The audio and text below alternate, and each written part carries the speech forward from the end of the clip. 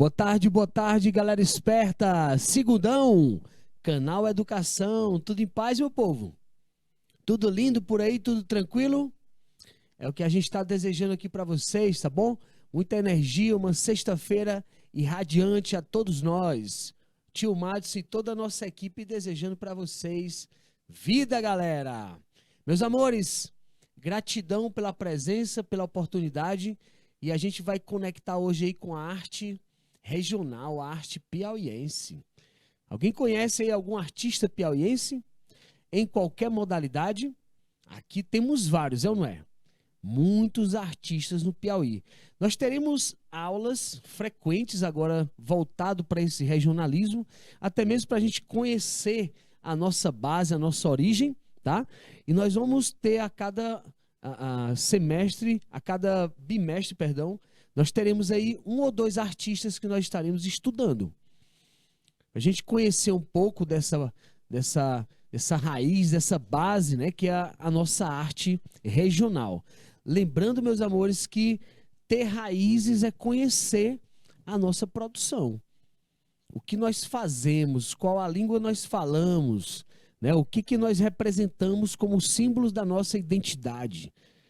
Tá bom? E nós vamos falar hoje de uma pessoa super querida, super amada aqui no nosso Piauí, no Teresina e nos 4 cantos do mundo, né? Já temos obra aí do Nonato de Oliveira que roda aí os 4 cantos do planeta. Beleza? Então chega mais, olha aí, Luiz Henrique já marcando presença, a galera de Floriano também chegando junto, a Princesinha do Sul. Galera, fiquem à vontade para interagir, participar, questionar. Mostrem aí para nós quem é o artista da sua cidade. De repente a gente faz aí uma videoarte, a gente vai fazer uma entrevista, né, conhecer esse artista e formatar esse arquivo, tá bom? Para que a gente possa estar conhecendo de fato as nossas raízes. Então tá aí, galera, para vocês, arte piauiense. Show? É o nosso currículo de hoje. Fiquem à vontade, meus amores. Quem já viu essas imagens lindíssimas aqui pela nossa capital? Quem já se deparou com essas figuras estereotipadas, né, idealizadas, mas que representam toda uma região, todo o Nordeste, por exemplo.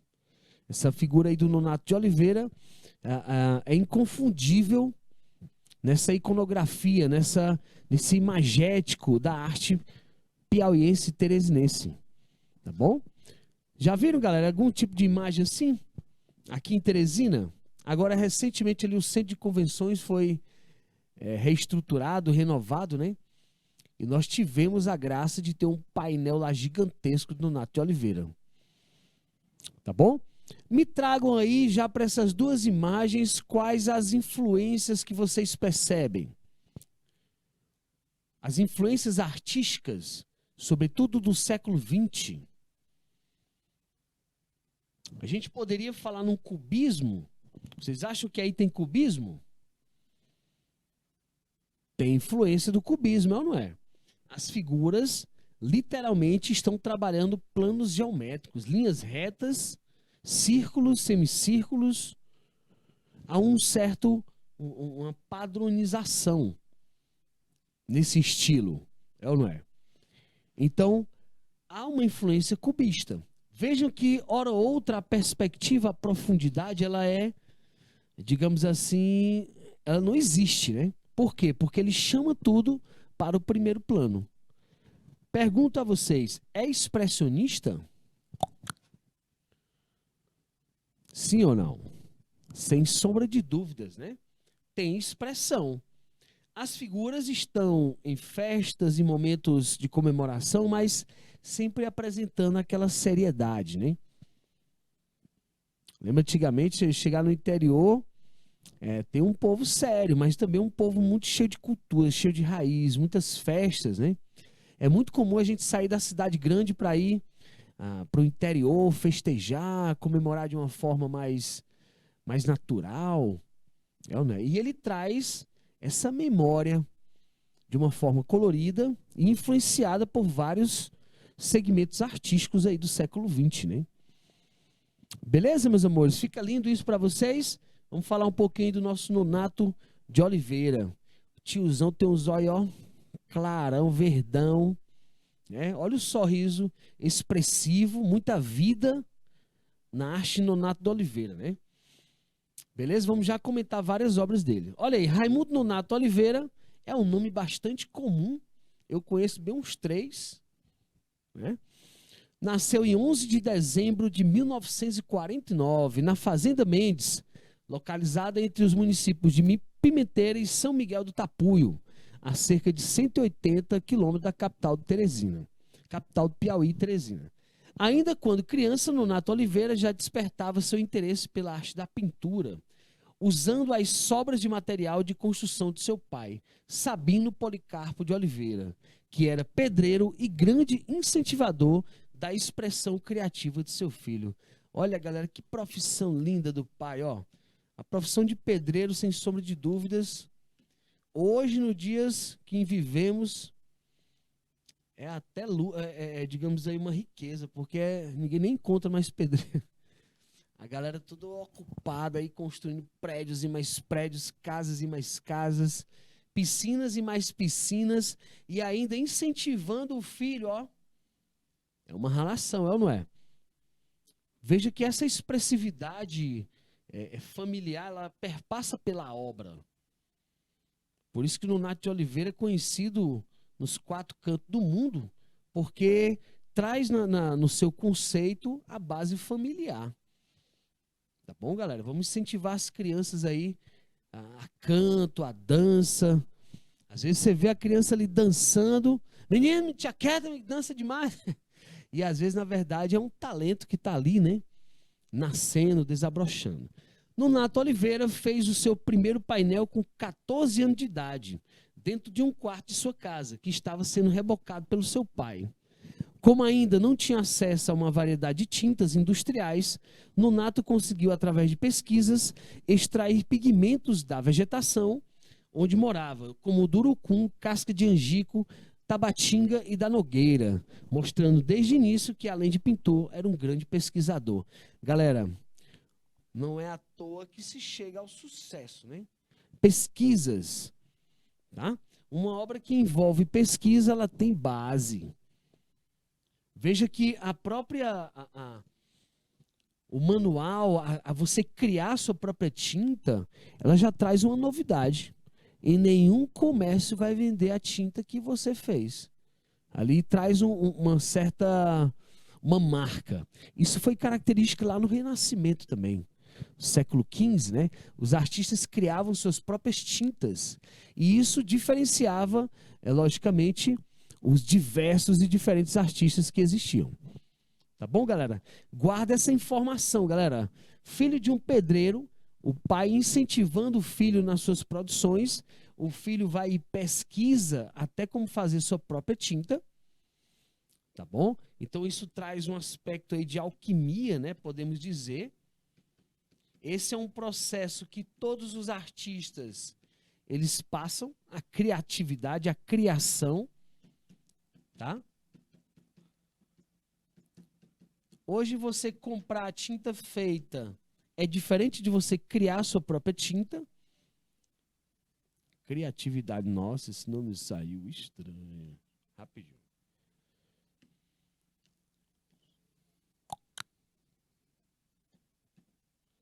Criatividade, alquimia, criatividade. E outra coisa, a própria ligação família, né? Beleza? Veja que um mestre de obra, um pedreiro, ele literalmente, ele inventa ali, ele improvisa, né? Quando não está dando certo, ele cria uma ferramenta nova. É ou não é? Ele acaba adaptando, improvisando de uma forma natural. E isso inspira. Inspira. É muito comum a gente ver numa obra assim, uma construção de uma casa, de um bairro, por exemplo, alguns curiosos que estão ali para aprender, crianças, jovens, adultos mesmo, né? Se aproximam ali para aprender a técnica. Beleza? Então veja que esse processo aí vai transformar a vida de uma família inteira e de fato entrar no mundo da arte como uma referência. Beleza, galera? Então veja que o artista não é só aquele que dorme sobre a tela, né? É aquele que rala, pesquisa, tem base, tem influência, tá bom? Olha aí, galera. Olha o painel que eu falei para vocês, ó. Esse aí é o painel que fica ali no, no Teatro da Assembleia, né? Beleza? Mesmo com já a evidente consistência do seu trabalho como artista, Nonato Oliveira ainda enveredou por diversos cursos, como direito, olha aí, galera.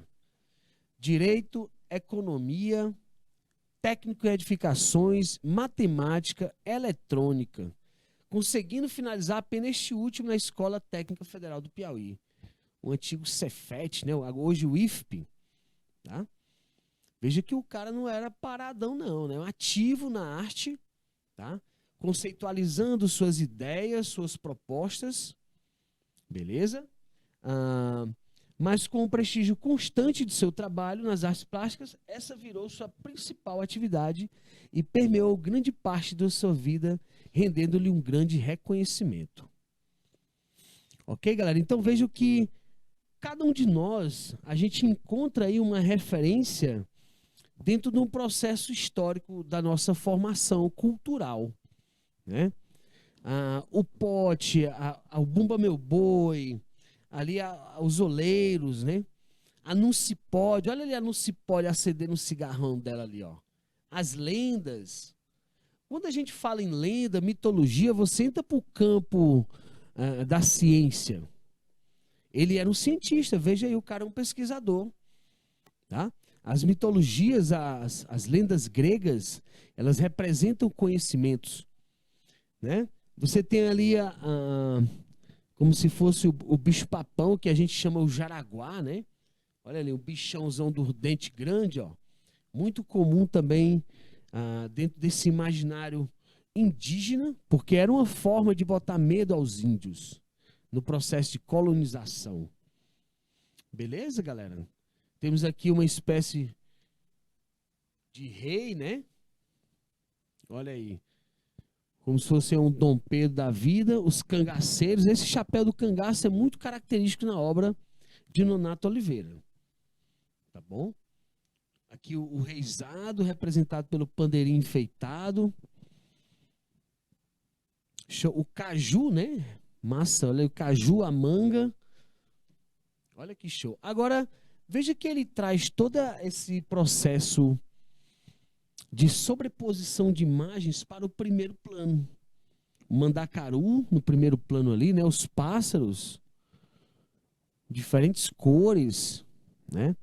Tem um ali que provavelmente seja a pipira que está indo para o rumo da manga, do caju. Ok, meus amores? Vejam que há uma ligação direta com o imaginário popular. Ele monta a sua proposta visual dentro de uma base coletiva. Quem de nós nunca ouviu falar aí do Bumba Meu Boi? O meu boi morreu, o que será de mim, né? O meu boi morreu, o que será de mim? Manda buscar outro maninha lá no Piauí. Tem o do bicho papão, né? Tinha uma lá do Jaraguá.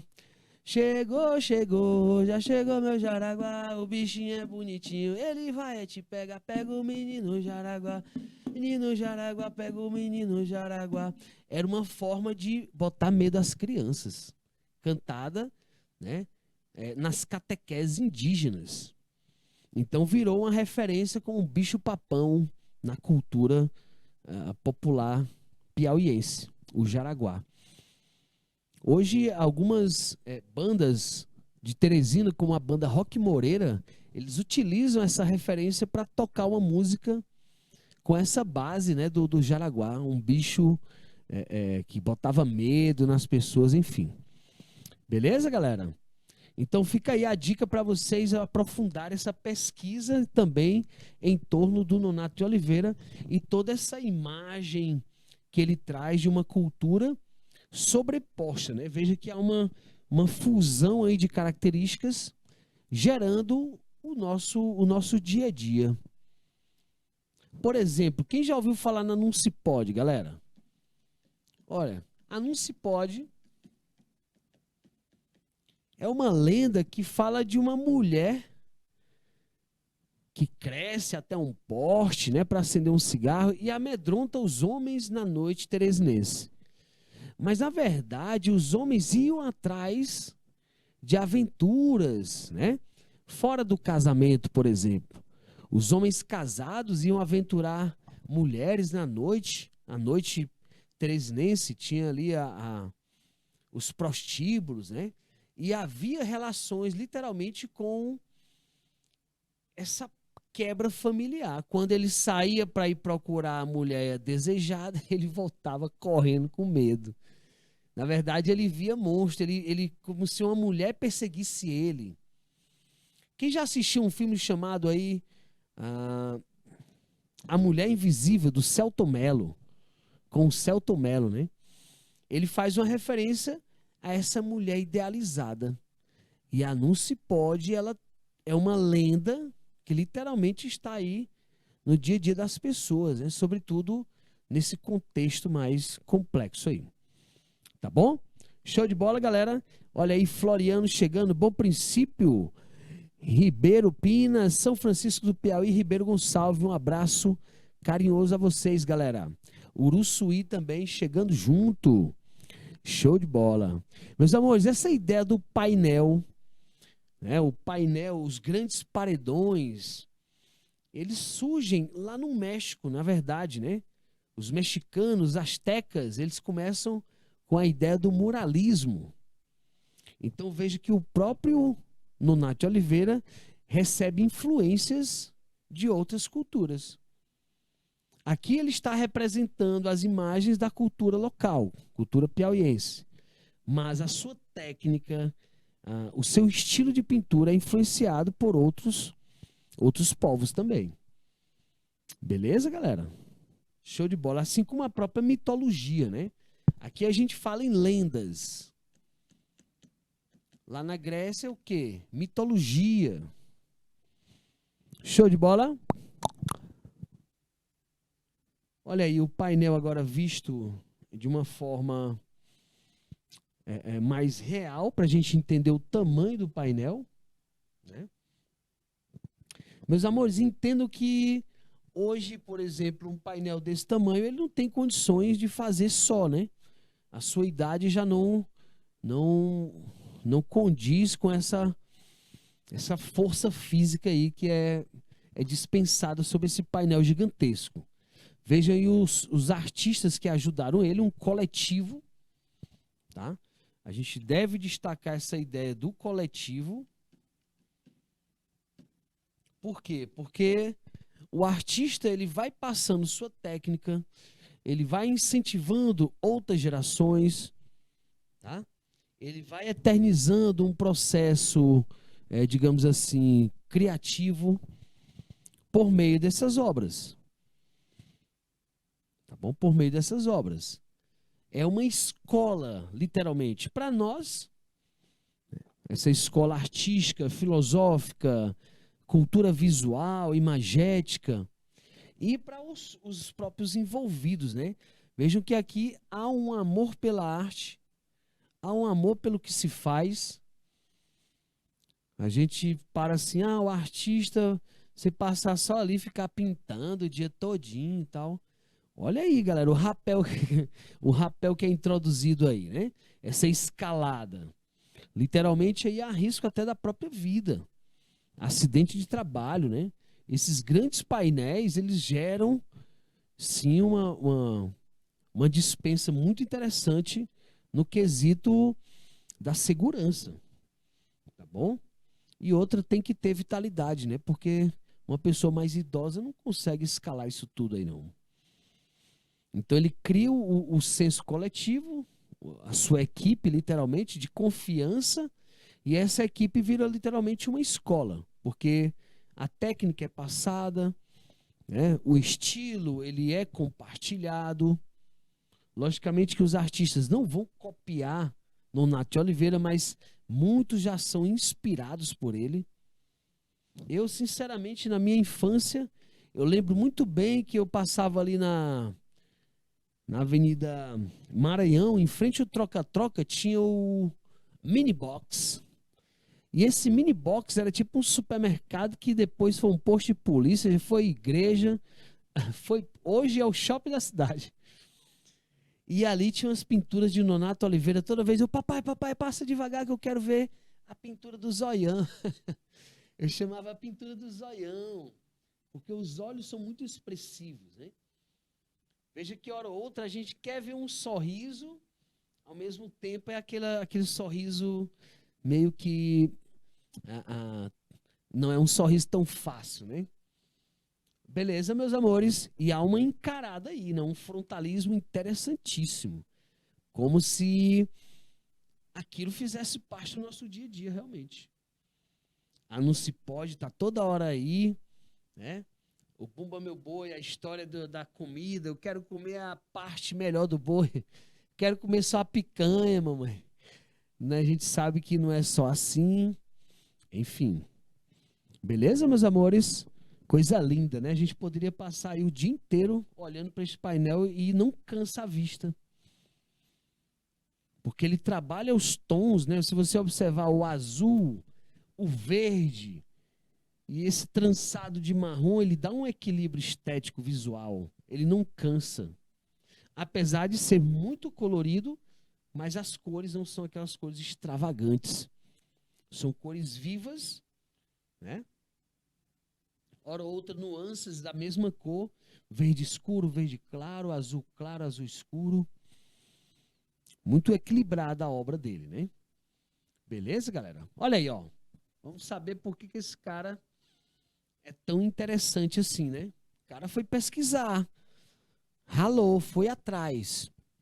Uma das grandes influências na obra de Nonato é a obra de seu tio José Alves de Oliveira, o Mestre Dezinho. Olha aí, galera, já ouviram falar no Mestre Dezinho? Pense na humildade em pessoa, pense na simplicidade, multiplique por 1000, é Mestre Dezinho. Mestre Dezinho, um dos mais renomados nomes da escultura em madeira do Nordeste. Depois nós vamos falar, vamos ter uma aula específica dele, tá? Mestre Dezinho ficou conhecido principalmente pela criação de ex-votos e pela arte santeira. A forma como Dezinho esculpiu os rostos dos personagens de suas obras inspirou Nonato na criação de suas figuras, que em sua pintura se caracterizam pela multiplicidade de rostos. Olha que interessante, galera. Essa multiplicidade de rostos, a arte santeira. Olha, essa história de arte santeira é incrível, porque desde a antiguidade até hoje isso é muito pertinente, é muito recorrente, né? A imagem dos santos. Tem religiões que proíbem, outros criam quadros belíssimos, outros fazem esculturas maravilhosas. Creio eu que não é à toa essa inspiração, né? É uma inspiração muito, muito interessante, essa coisa da angelitude. Né? Nos move para ser bons. Né? São bons exemplos, é muito interessante. Porque quer queira ou quer não, se a gente fosse seguir só os personagens da Marvel e da DC, tava tudo quebrado, né? Tem que ter um diferente, celestial, com características bondosas. Isso é maravilhoso na arte, galera. Se a gente falar na arte paleocristã, no cristianismo, todo nessa caminhada, né, da evolução humana, a gente vai ver que teve essa função, literalmente, de abrandamento dos costumes. Olha aí, em 61, quando tinha 12 anos de idade, Nonato muda-se para a capital do Piauí, Teresina, juntamente com toda a família. E a partir daí começa a dedicar-se aos estudos. Com 17 anos, o artista criou uma série de pinturas em quadros relacionadas ao episódio da Guerra de Canudos. Olha aí, galera. Outra pesquisa dentro do campo histórico brasileiro, né? Que um admirador de arte viu em sua casa e resolveu levar para o exposto na Maison de France, no Rio de Janeiro. Com isso, o jovem artista ganhou uma bolsa para estudar na Europa. Precisamente na capital da França, Paris, onde aprendeu a arte de fazer mosaicos em vitrais, passando 10 anos entre a Europa e o Brasil. O cara foi lá no eixo, galera. ganhou uma bolsa a partir dessa série que ele fez, né, sobre a Guerra de Canudos. Inclusive, já tivemos várias produções brasileiras em torno disso, cinematográfica, né? O cinema, a gente já teve várias obras em torno da Guerra de Canudos, até novelas, seriados, enfim. E essa obra, essa série que vai fazer ele conhecer a Europa, literalmente. Como se o movimento da arte levou a técnica, né, do Nonato a outros estudos e ele volta com esse aprofundamento estético. Mas veja que mesmo assim a obra dele se mantém. Ele vai absorver as técnicas, mas ele não perde sua identidade. Certo? Imagine aí, você vai começar a estudar um estilo. Aí, de repente, aquele seu estilo, ele é ultrapassado. Você, quero estudar agora só um novo estilo. Isso é interessante. Agora, manter também uma característica em várias décadas, isso é interessante, porque mostra a raiz. Né? Você segura uma ideologia, um conceito. Se você andar só variando, você não cria muita identidade. Beleza? A cópia também. Olha, a gente vê hoje muitos artistas copiando. É interessante? Como técnica, como início. Depois você vai criar suas asas, né? Criar seus personagens, suas imagens próprias, suas dimensões da sua cabeça aí, do jeito que você pensa. Galera, então olha aí mais uma vez, painéis, parecem os biombos, né? Japoneses, ó. Mas veja que a temática há uma cesura, há uma certa dureza, né? Nos personagens, mas transmitindo, logicamente, um regionalismo, um carinho pelo tradicional. Veja que há um aspecto tradicional, só o fato de se repetirem os rostos e esse rosto não se modificar, há um aspecto tradicional e misturado com o contemporâneo, com o inovador, né? Há um cubismo, tá? Ora ou outra nós percebemos que há um alongamento dos personagens, deformando propositalmente, e a gente poderia falar que tem um aspecto maneirista também. Ok, galera? Agora olha que interessante, olha como é que a gente pega esse conceito. Na Idade Média, por exemplo, as cabeças na mesma altura representavam pessoas menos importantes. A cabeça mais alta é a pessoa mais importante. Ele traz características medievais. A questão da religiosidade, olha o casamento. Olha como é que ele traz aí, ó. Interessante, ele coloca a cabeça do homem um pouco mais acima da mulher, mas a mulher com a fertilidade ali, né? Representando ali, ela é que é a dona da vez, hein? Sem as mulheres não tem vida. E ele enaltece a figura da mulher. Veja que aqui ela está no primeiro plano, ó, mais alta, beleza? É Nonato, menino. E eu digo a vocês, galera, vamos valorizar as mulheres, viu? Respeitar, por favor. Quando ele traz aí esse conceito aqui do matrimônio, né, do casamento, olha, antigamente os casais viviam até a velhice juntinhos. Hoje qualquer coisinha o bicho pega, aí um vai para um lado, outro vai para outro, acabou tudo, ninguém perdoa mais ninguém. Ele mostra um tradicional. As famílias, a base, tá, galera? Veja que ele é expressionista nesse sistema porque ele entra dentro do contexto. Olha, hoje a gente vê aí uma coisa até assustadora. As pessoas se separam a qualquer minuto, de toda forma. É assustador. Eu tenho muitos amigos que, infelizmente, tiveram passar por esses momentos, né? Não desejo isso a ninguém, mas quando você vê uma obra que chama a nossa atenção para esse aspecto, a gente tem que estudar que há o expressionismo aí, ele está associando a um contexto, tá bom? A cultura, por exemplo, o santo casamenteiro. Tivemos agora os festejos de Santo Antônio, lá em Campo Maior, né? Característica lá diz que quem pega no mastro do Santo Antônio casa dias, meses depois. A minha mulher disse ela que pegou lá e casou mesmo, né? Segundo ela, a história, como diz o Paulinho Gogó, é venérica, tá bom? Galera esperta, então tá aí para vocês, nosso querido Nonato de Oliveira, a coisa mais linda do mundo. Eu, sinceramente, a gente poderia passar aí horas e horas olhando para esses olhares e esse frontalismo, e eles ficam ali olhando para a gente. Tô aqui, tudo bem, só tô passando minha mensagem, né? São Francisco do Piauí, alô, alô, galera. Melhorou aí, meu povo? Tranquilo? Vamos fazer uma releitura aí, meu povo? Olhem aí para estas obras, faça uma releitura. Faz aí no caderninho rapidão, faz um esboço, né? Veja que o cubismo é marcante nessa obra também.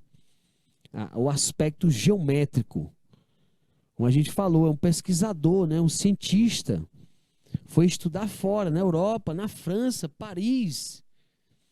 O cara trouxe uma percepção mais elitizada. Olha os mosaicos. Ora, outra parecem mosaicos góticos, né? Aquelas vitrais nas igrejas. Os vitrais nas igrejas góticas, aqueles vidros coloridos, onde a luz do sol invadia e deixava a igreja literalmente banhada de luz. Beleza, galera? Show de bola, né? Olha aí outras expressões de Nonato Oliveira. A última ceia, representada aí com o caju. Interessante a releitura dele, né? Jesus e os 12 apóstolos. Beleza? Tem as mãozinhas para lá, mãozinha para cá. Tem um ali que ele representou como se fosse o traidor Judas. Vejam que apesar de muito parecidos, são diferentes. É ou não é? Pode olhar, apesar de muito parecido, todos eles são diferentes. É incrível isso. Se você observar, você jura que é igual. Aí você olha, rapaz, mas não é igual nenhum. É muito interessante, é sutil demais. Ele ajeita um pouco a testa, baixa um pouco o olho. Veja que nenhum é igual ao outro. Muito interessante, né? Beleza? Galera, alguém já conhecia aí a obra de Nonato Oliveira? Olha aqui, Piauí lindo, Bom Princípio, Floriano, Pimenteiras, Ribeiro Gonçalves. Já viram essas obras em algum lugar?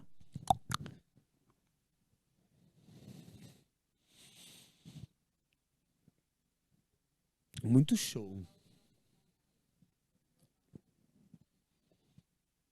Eu acho.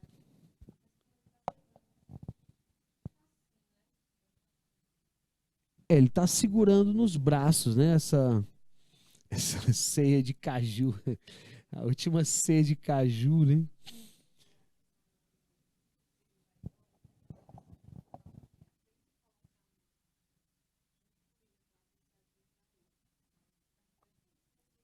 Sim, sim. Acho que é a mão daqui do Judas aqui, né? Ó. A mão direita do Judas no ombro direito de Jesus. Aquele que me beijar a face, aquele que colocar a mão no ombro, né? Olha aí, galera. Veja o seguinte, que a mensagem da última ceia, ela é para todos nós, galera. Olha só, Deus o livre não deseja a ninguém, mas todo dia nós temos um almoço e uma janta que pode ser o último, né? Pode ser o último. Deus o livre, é até ruim pensar essas coisas, né? Mas veja logo que a gente tem que valorizar esses momentos. O almoço, a janta, o encontro. Tá bom? Show de bola? Maravilha. Antônio Marcos, Pajeú do Piauí, da Unidade Escolar Cipriano Vieira de Sá. Um abraço aí no coração de vocês, galera. Eu quero que vocês conversem com o tio, escrevam aí, perguntem. Relacionem, tá bom? Traga pro dia a dia. E aí, como é que foi o almoço hoje em casa? Foi tranquilo? Hoje eu almocei primeiro que todo mundo. Uma broca danada. Aí o povo, papai, cadê meu filho vai comer? Ei, papai, você não vem pra mesa? Aí vamos pra mesa. É? Beleza, galera? Show de bola, né? Então, essa relação do nosso dia a dia é uma consideração de contexto, né? Do cotidiano, tá bom? Por isso que essa obra ela é recorrente por vários artistas em vários séculos. Olha aí, galera. Vamos agora pegar aí um ponto de referência do nosso Piauí. Quem já foi aí, quem já viu o troca-troca? Hein? Quem já foi lá comprar uma bikezinha? Olha, eu já comprei lá radiola, fogão, bicicleta, beleza? É um ponto muito interessante da nossa cidade, é como se fosse um ponto turístico, mas a gente tem esse aspecto cultural, tá? Lá tem muita informação. Teresina Timon, antigamente, até um tempo desse, os dias atuais, né? Você tem que ter cuidado para não comprar lá gato por lebre, porque tem coisa roubada que a galera vai lá vender rapidão, mas tem coisa também usada. Lá é marcado principalmente por essa troca e venda de objetos, tá? É um dos primeiros pontos de troca e venda da nossa capital, galera, na beira do Rio Parnaíba. Então ele tem essa referência de base cultural, tá? Como eu disse a vocês, é um centro também onde você considera ali um grande número de profissões, porque tem galera que mexe com a, a bicicleta, os velocípedes, tem outros que já mexem com os eletrodomésticos, geladeira, fogão, freezer, micro-ondas, né? É celular, é tênis, é tudo enquanto você precise ter nesse troca-troca. Interessante que hoje ele fica de frente ao shopping. Fica de frente a um shopping, né? O shopping da cidade, tá?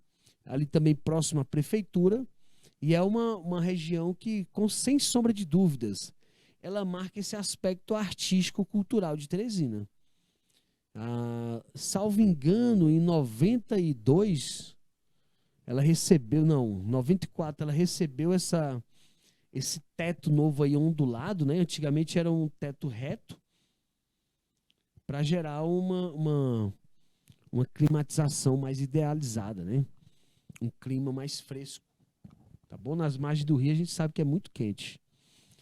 Quem já viu falar no troca-troca, quem já foi no troca-troca, tem música do troca-troca, né? Você me deixa tonto, zonzo, quase como louco de encantamento. Aí troca, que troca, destroca, minha Teresina, não troco jamais. Vários artistas já fizeram homenagem ao troca-troca, tá bom? Show de bola, galera. Refletindo um pouco sobre a cultura. Segundo o nosso querido Nildo Lage, ele diz que a cultura de um povo é o seu maior patrimônio. Preservá-la é resgatar a história, perpetuar valores, é permitir que as novas gerações não vivam sob as trevas do anonimato. Olha que porrada na nossa testa, né? Cultura é vida, meu povo. Cultura é vida. Preservar, resgatar a história do nosso povo, perpetuar valores. Tá? Como a gente falou, grandes nomes da arte, eles estão aí reconceitualizando muito aquilo que a gente outrora desvaloriza, né? Por exemplo,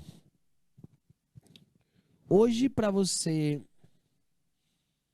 ir de carro para academia, para chegar lá andar na esteira, é um negócio que a gente se questiona, rapaz.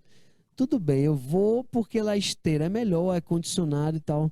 Mas o hábito de você caminhar na cidade, ver o povo, falar bom dia, boa tarde, boa noite, isso também é cultura. você conhecer o bairro, né? Hoje a gente tem medo de sair 3 quarteirões até a academia, com medo de ser assaltado. E a gente vive nesse anonimato de sair de carro para andar na esteira. Esse contexto, galera, faz com que a gente tente resgatar a vizinhança, a segurança do bairro, é ou não é? A cultura, olha, festa de São João. Vocês viram que agora algumas ruas ficaram fechadas para festa? Uma galera disse assim, olha, aqui quem manda somos nós vamos fechar aqui, vamos fazer uma festa. Ninguém invade, tem segurança ali, segurança acolá. Mas várias ruas da cidade fecharam para comemorar os festejos aí, as festas juninas, né? Então veja que essa é uma atitude interessante, porque a gente sai de casa, mobiliza todo mundo, perde o medo de ficar trancafiado, né? 24 horas. Então é cultura, sair da treva, do anonimato. Hoje tem bairro que ninguém sabe quem é o nome de... Você chega na rua e o vizinho não conhece ninguém não sabe o nome de ninguém. E antigamente, na cultura piauiense, sentávamos nas calçadas. Falar da vida alheia. Falar da vida alheia, né? Contar histórias, enfim. Beleza? Hoje ninguém fala mais da vida de ninguém, meu pai. Cada um na sua, né? A maledicência é um pecado também. Tá bom, galera? Cultura de um povo é o seu maior patrimônio. Preservá-la é resgatar a história. Perpetuar valores. Olha, no Nato de Oliveira, na minha infância, ele marcou, como eu falei para vocês, toda vez que eu passava naquele lugar, eu pedia, papai, passe devagar, ou mamãe, vamos caminhar mais devagar para eu olhar aqui por bicho do zoião. Achava muito linda aquelas imagens. Achava não, acho. Ok, galera, tranquilidade? Vamos falar de cultura, né? Olha aí, cultura material e cultura imaterial. Nós falamos ali agora há pouco do nome de um grande artista local, a sua obra, né, como um patrimônio, tá? Mas vamos aí, ó, cultura material e imaterial. A cultura material e imaterial representam os dois tipos de patrimônio cultural e que juntos constituem a cultura de determinado grupo. A cultura material está associada aos elementos materiais e, portanto, é formada por elementos palpáveis e concretos, por exemplo, obras de arte e igrejas. Então, o painel de Nonato de Oliveira, lá no Centro de Convenções, é o quê? Cultura material. Beleza? Cultura material. A cultura imaterial está relacionada com os elementos espirituais ou abstratos. Por exemplo, os saberes e os modos de fazer. Então, o que o Nonato de Oliveira passou e passa e passará a ensinar a técnica é uma cultura imaterial. Os modos de fazer, os saberes. Veja que o artista ele trabalha constantemente com esse eixo, né? Material e imaterial. Beleza? Material e imaterial. Ambas possuem aspectos simbólicos, posto que carregam a herança cultural de determinado povo, ao mesmo tempo que promovem sua identidade. Então, diariamente, constantemente, a gente está envolvido por estes dois aspectos. Tá? A gente vê, a gente ouve, a gente sente, a gente aprende. É como se fosse a teoria e a prática. Beleza, galera? É como se fosse a teoria e a prática. A teoria, os saberes, o modo de fazer. O material, a prática. Então, por isso que a gente busca também esse equilíbrio, né? Por exemplo, hoje, se você tiver muitos bens, muitas posses, você pode ficar com o seu espírito perturbado. Tem que proteger, eu tenho que cuidar daquilo tudo e tem que botar gasolina nos 10 carros que eu tenho. Tenho que emplacar todos os carros que eu tenho. Então, quanto mais posses, mais o nosso espírito fica perturbado. Então, a cultura material e imaterial, ela também vem para o aspecto dos sentimentos. Por isso que as obras de arte são tão importantes para um povo, né? Os saberes, olha só, tem pessoas que fazem comidas maravilhosas, né? Pessoas que têm uma mão de fada para fazer comida, um tempero especial, né? Então, isso é cultura, meu povo. Cultura o quê? Imaterial. Aí quando a gente está vendo aquilo ali, pegando naquela obra de arte, naquele caldo de macaxeira, aí é cultura material, né? Beleza, meus amores? Vejo que esses dois conceitos aí perpassam toda a história do artista, toda a reflexão da cidade em torno do que é arte. Vamos copiar rapidamente isso aí, galera. Muito importante, tá bom? Jorjão, coloca aí 2 minutão pra galera fazer a cópia rapidamente aí de cultura material e imaterial. Isso é muito recorrente em questões de vestibular, tá, galera? 2 minutinhos.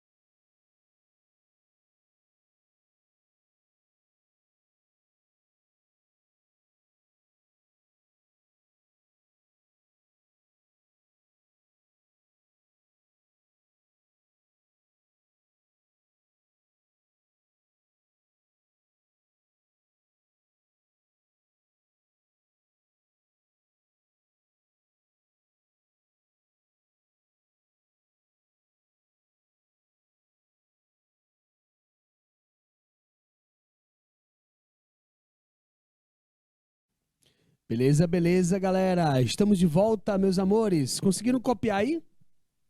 Fizeram um printzinho da tela, meus amores? Guardem essa informação. Já vi questões bem pegajosas com essa ideia da cultura material e imaterial. Depois também nós vamos falar nos patrimônios, né? Tá bom? Show de bola? Cultura material. Associada aos elementos concretos de uma sociedade está a cultura material ou patrimônio cultural material. Esses elementos foram sendo criados ao longo do tempo e, portanto, representam a história de um determinado povo.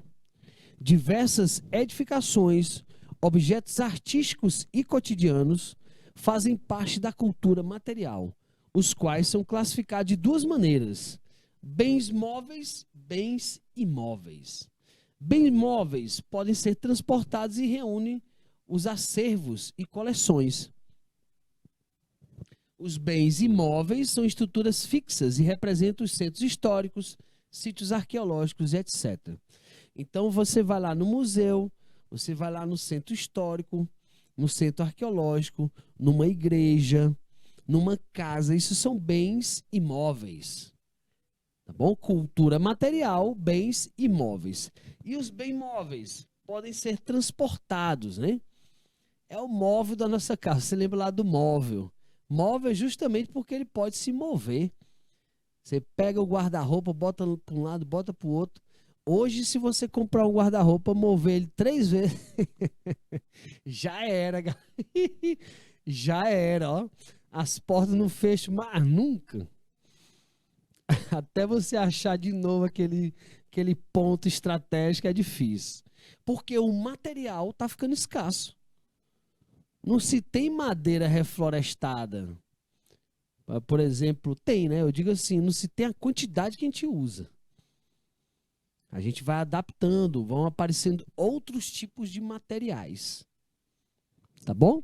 Jorjão, coloca mais 2 minutinhos aí pra galera fechar aí a cultura material, tá? E a gente vai encerrando já quase a primeira aula com essa percepção dos bens móveis e imóveis. 2 minutinhos já a gente volta.